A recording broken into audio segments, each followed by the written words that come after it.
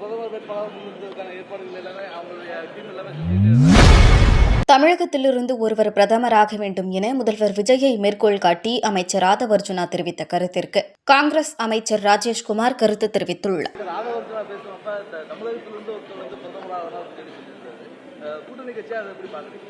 இல்ல, அவர் சொன்னது அவருடைய நிலைப்பாடு என்னன்னா தென்னிந்தியாவில் பிரதிநிதித்துவம் வேணும்னு சொல்லியிருக்காரு. அது இப்ப அவருடைய நிலைப்பாட சொல்லியிருக்காரு. எங்களுடைய தலைவரை பொறுத்தவரையிலும் காங்கிரஸ் கட்சியினுடைய தலைவர், நாங்க எதிர்பார்க்கின்ற தலைவர், பாராளுமன்றத்தினுடைய எதிர்க்கட்சி தலைவர், அவர் எல்லாரையும் அழைத்து சொன்னக்கூடிய மதிப்பிற்குரிய ராகுல் காந்தி அவர்கள் 2029 நிச்சயமாக பிரதமராக வருவார்கள். அதுல ஒரு சந்தேகமும் இருக்காது. விஜய் பிரதமர் வேட்பாளர் முன்னிறுத்துவதற்கான ஏற்பாடுகள் எல்லாமே அவங்களுடைய டீம் எல்லாமே செஞ்சுட்டு இருக்காங்க. இல்ல அப்படியா?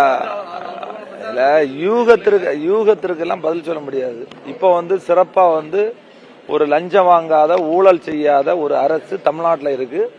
எங்களுக்கு சிஎம் நிறைய அட்வைஸ் பண்ணியிருக்காரு. அந்த அடிப்படையில் இன்னைக்கு காங்கிரஸ் கட்சி கிட்டத்தட்ட 1967க்கு பிறகு 59 வருடம் கழிச்சு நாங்க காங்கிரசினுடைய பெருந்தலைவர் காமராஜர் என்ன கனவு கண்டாரோ, அந்த தொண்டர்கள் என்ன கனவு கண்டாரோ, அந்த அடிப்படையில் இன்னைக்கு 2 அமைச்சர் எங்களுக்கு கொடுத்திருக்காங்க.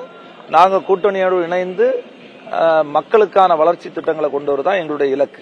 எச்ஆர்என்சியை ஒட்டி உள்ள சுற்றுலா தலங்கள்ல வரக்கூடிய சுற்றுலா பயணிகள் நான்வெஜ் போன்றவற்றெல்லாம் கோயில போய் சாப்பிடக்கூடிய சூழல், இதை கட்டுப்படுத்துறதுக்கு எந்த மாதிரி? இல்ல, அது மாதிரி சில சின்ன சின்ன ப்ராப்ளம் இருக்கு.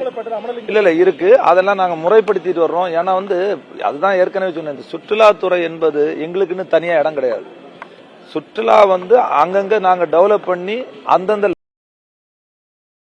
செய்திகளை உள்ளது உள்ளபடி தெரிந்து கொள்ள ரெஃப்ளெக்ட் நியூஸை சப்ஸ்கிரைப் பண்ணுங்க.